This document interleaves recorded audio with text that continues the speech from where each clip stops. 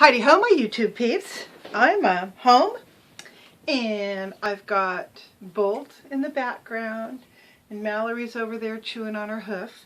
And I came home to a torn up ball, well, I guess it was a ball of pink cotton thread all over the floor. So I picked it up and I've started unraveling it and winding it onto this ball.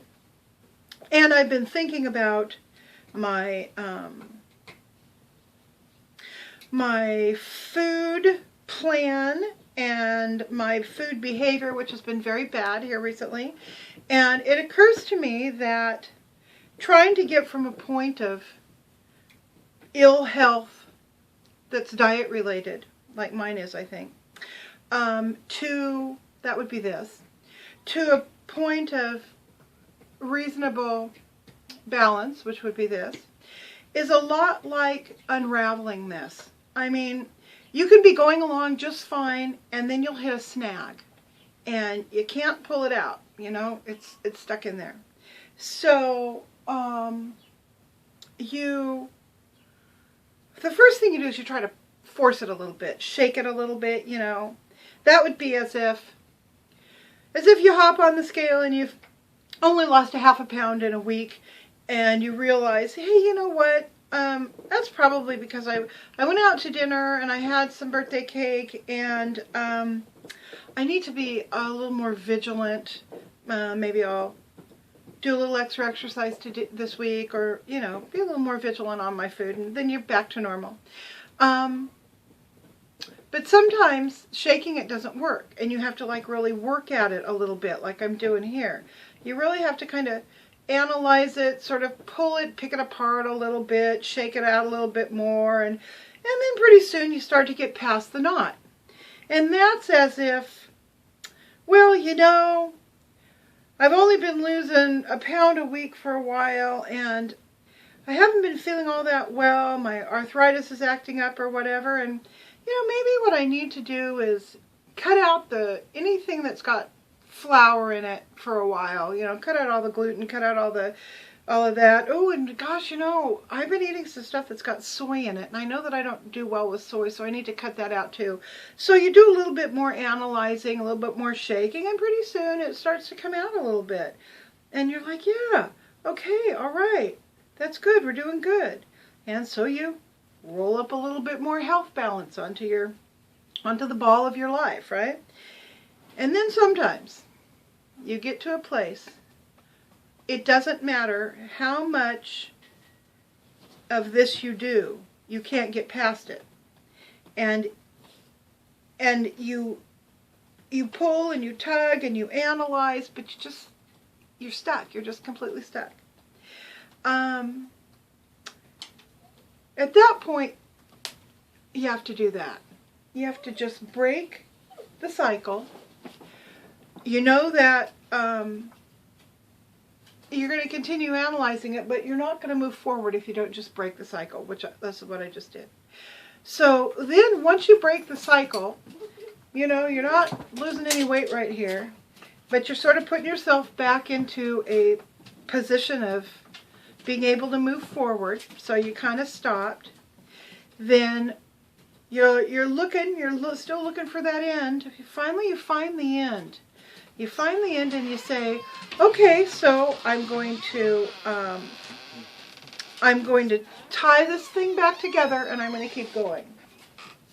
And that's sort of where I'm at right now, because hey Mikey, because I have had a couple weeks of just really not being vigilant. I mean, between birthday parties and making cake for people and going out of town and eating lots of wonderful things and taste testing junk food and all of that, I've really put myself behind to the tune of about maybe 6 pounds or so. I think I've gained about 6 pounds.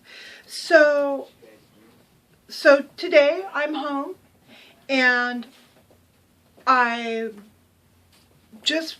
not trying to deal with anything that happened, except for that I broke the string, and I started back on my regular food today. I don't know what I'm going to have to do to not to not reach that snarled up place again. I don't know. And the reason I don't know is because I know that it has a lot to do with, it's a multi-faceted issue. A lot of things came together the past couple weeks that have caused me to just to sort of lose my focus, I guess. And a lot of it was like emotional weird baggage. A lot of it was circumstantial.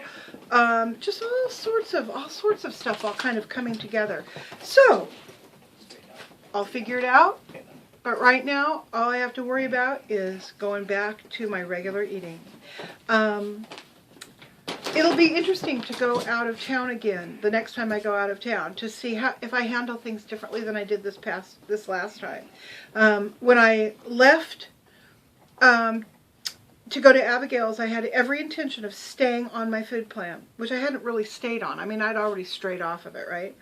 And so I brought my food and all of that, but outside of a few token meals of eating what I'm supposed to eat, I pretty much just threw caution to the wind and did whatever I wanted. And Abigail and I had a really interesting conversation because we were talking about what we had eaten, and she said, well, we didn't go off the beam. I mean, we had a sandwich at lunch, big deal, and we had a glass of wine, and we had this, we had that. She said, that's normal. I mean, that's just how people eat. And I thought to myself, and in fact, I didn't just think to myself, I told Abigail this. I said, you know what?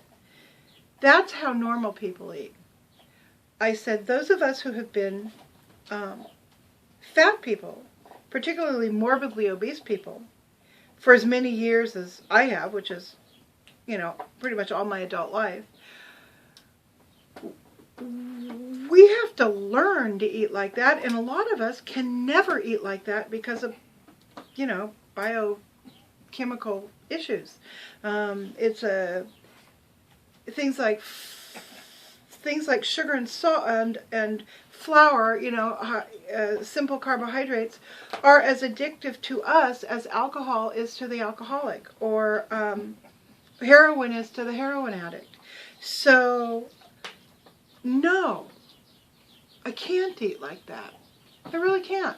I can't go out of town and expect to be able to have a Reuben sandwich and a glass of wine and a few pieces of dark chocolate and, go out to eat 3 times and expect to be able to stay the course on a reasonable food plan that works for me. I can't do it. So, next time, I'm going to experiment with and just not doing that. Just simply, okay, if you want to go out, if we're going to go out, then I'm going to go out and I'm going to get iced tea and a salad with no dressing and whatever else looks like it's, on the food plan, and I'm not going to deviate from that. That way I can still participate in the celebration of being with people without participating in the food that really isn't good for me. And incidentally, this has nothing to do with other people. Everyone is so supportive of, Abigail and Leanne and everybody. You guys are just so supportive of everything I'm doing, and it's not like, you didn't make me eat junk food or any of that. I did everything on my own. But I know that I have to be vigilant in a way that you guys don't have to be. So, and that's on me to do. That has nothing to do with my hosts and hostesses or anybody that I'm going to visit and see. So, and I'm real lucky because my friends aren't feeders. I mean, if I say, hey, you know what, I have to eat carrots all weekend, then, I get supported in eating carrots all weekend. So I'm very, very lucky to have friends like that, So that's my analogy for today. This is what food is looking like for me right now, and I'm really having to unravel and put stuff in order. So that is what I'm going to be doing for the next week. So now I'm going to work on a song with Mike. So I'm going to say goodbye to you guys, and I will talk to you later. Bye.